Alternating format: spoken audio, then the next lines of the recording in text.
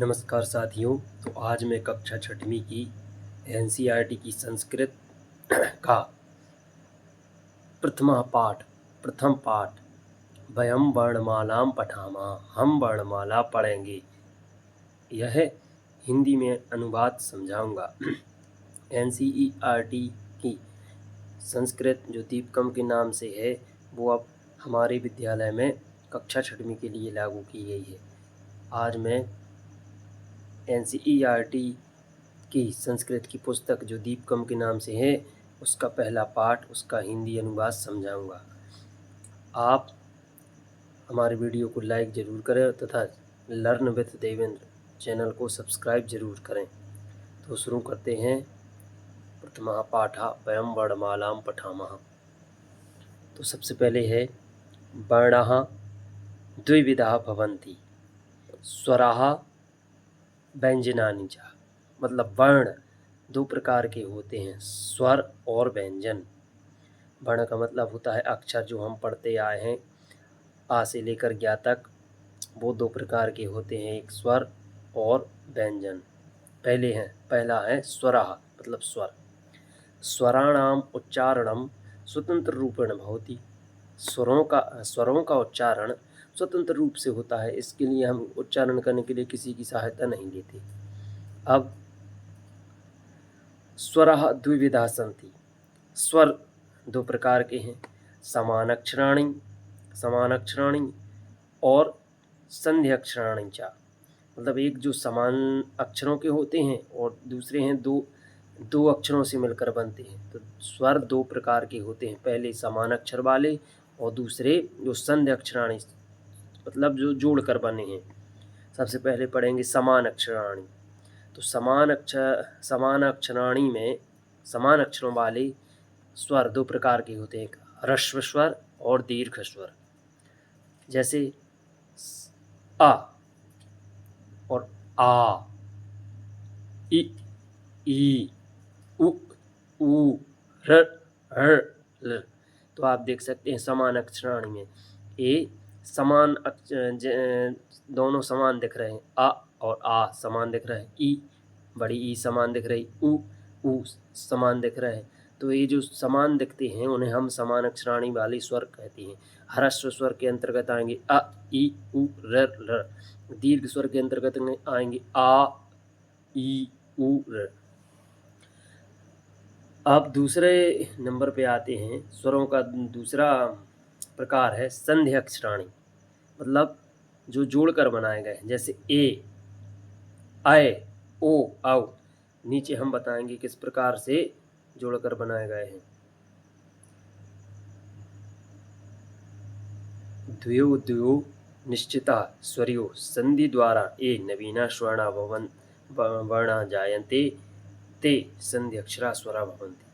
मतलब दो निश्चित स्वर संधि द्वारा नए स्वर बनाते हैं, उन्हें हम संधि स्वर कहते हैं। जैसे दो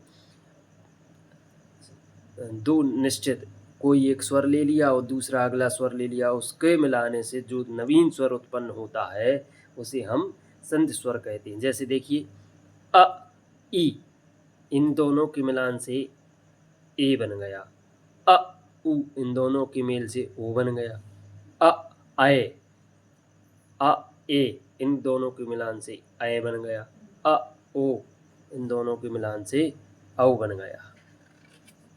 अब आगे देखेंगे।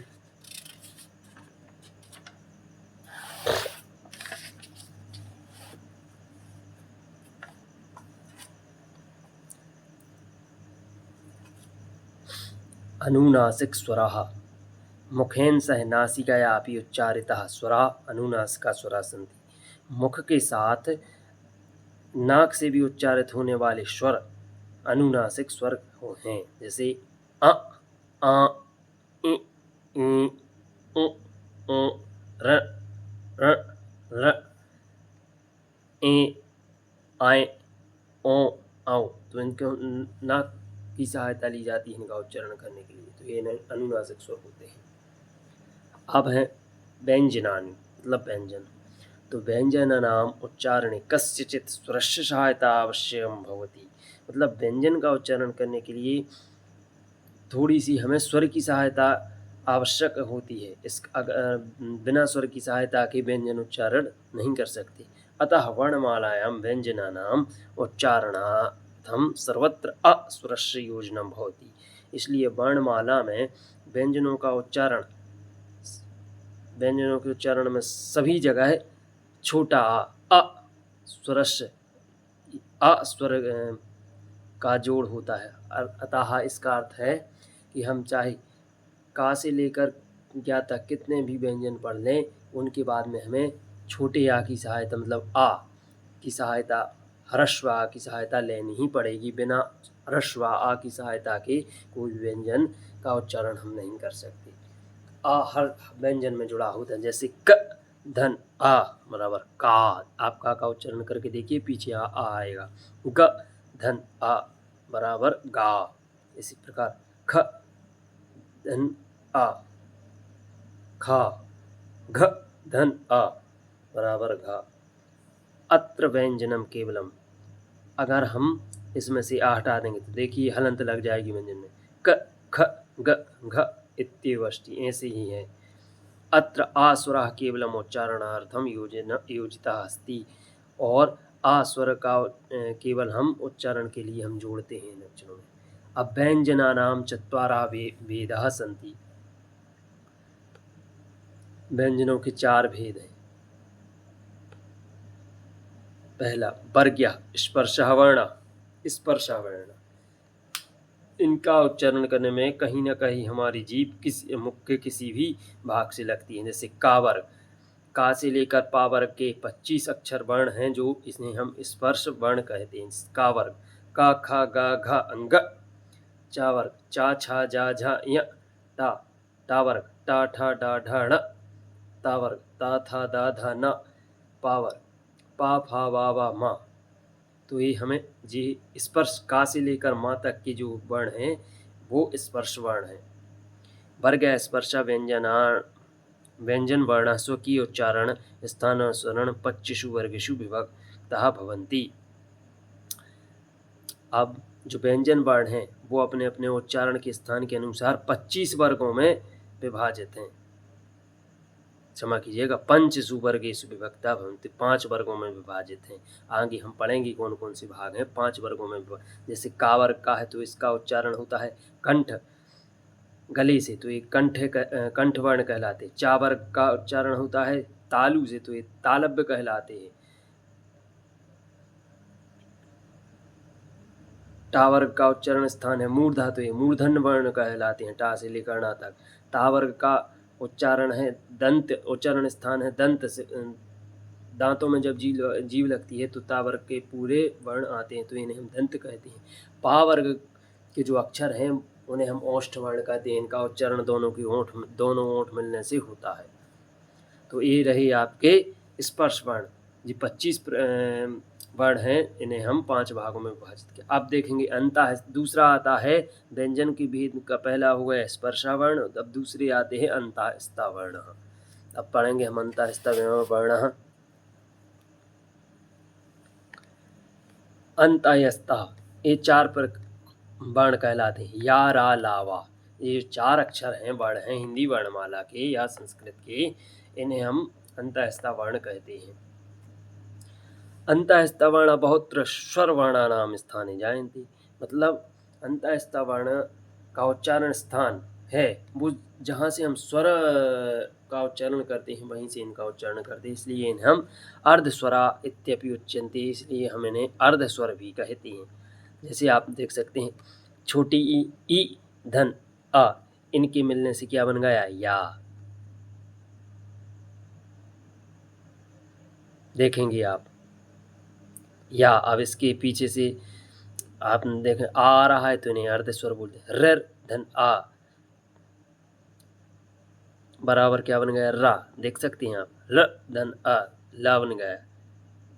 आ उ धन आ वा बन गए, तो इन्हें हम अर्धस्वर कहते हैं। अब इनमें हम जब आ जोड़ेंगे य धन आ, र धन आ, ल धन आ, व धन आ, तो पूरा बन। जैसे देखिए यदि धन अपि, तो यहाँ से हम छोटी ई ले लेंगे, यहाँ से या ले लेंगे तो हो जाएगा या। तो यहाँ पर देखिए यद्यपि, पितृधनाज्ञा, यहाँ पर ये लगे हो त्रा बन गए पित्राज्ञा। लड़धनाकृति लाकृति, सुधनागतम स्वागतम।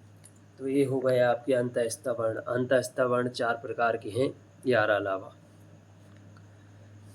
अब आते हैं नंबर तीसरा ऊष्मा वर्ण। ऊष्म वर्ण, ऊष्माणाम व्यंजन वर्णानाम उच्चारण समय मुखात उष्ण वायु निस्तरति।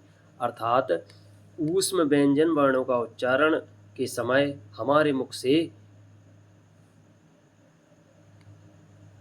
उष्ण वायु निस्तर, मतलब ऊष्मा के रूप में वायु निकलती है, इसलिए इन्हें हम ऊष्म वर्ण कहते हैं। ये 4 प्रकार के होते हैं। कौन कौन सी आप देख सकते हैं? श, श, सा, ह। फिर आते हैं नंबर चौथा अयोग बाहु वर्णों, मतलब अयोग बाहु वर्ण। ये 2 प्रकार के होते हैं, अम आह। तो आप देख सकते हैं जिन्हें हम स्वर मान लेते हैं कभी कभी, ये स्वर नहीं है, इन्हें हम अयोगवाह वर्ण कहते हैं, जैसे अम और आह। अयोगवाह विशिष्टा व्यंजन वर्ण अस्ति, अयोगवाह विशिष्ट व्यंजन वर्ण है। अत्र उच्चारणार्थम स्वरस्य संयोजनम पूर्वम भवति न तु पश्चात। इनका उच्चारण स्वरों के संयोजन के पूर्व होता है, ना कि बाद में। तो हम क्या करते हैं, सबसे पहले आ, ई, ऊ ऐसे लिख लेते हैं न, ऐसा नहीं है। जबकि सबसे पहले हम अम का उच्चारण करेंगे, फिर आह का करेंगे। अत्र 2 अयोगवाह स्था, यहाँ 2 अयोगवाह दिए गए। जैसे देखिए अम बराबर आ, आम जब छोटे आ में बिंदी लगा दी तो अनुस्वर लगा दी तो अधिक बन गया। आह विसर्ग बन गए, आ में जब हम विसर्ग लगा दें तो विसर्ग बन गए। आप देख सकते हैं व्यंजने सह सर्वेषाम अपि स्वराणाम संयोजनम भवति। तो व्यंजनों के साथ में सभी स्वरों का संयोजन होता है। व्यंजने सह स्वराणाम संयोजन गुणताक्षराणि भवन्ति, मतलब व्यंजन के साथ में स्वरों के संयोजन से गुणित अक्षर हो जाते हैं। तो ये था पाठ प्रथमा पाठा वयम वर्णमालाम पठामः। संस्कृत की जो पुस्तक बदे NCERT की लागू की गई है कक्षा 6वीं में दीपकम के नाम से, उसका मैंने आज आपको पहले पाठ का हिंदी अनुवाद समझाया।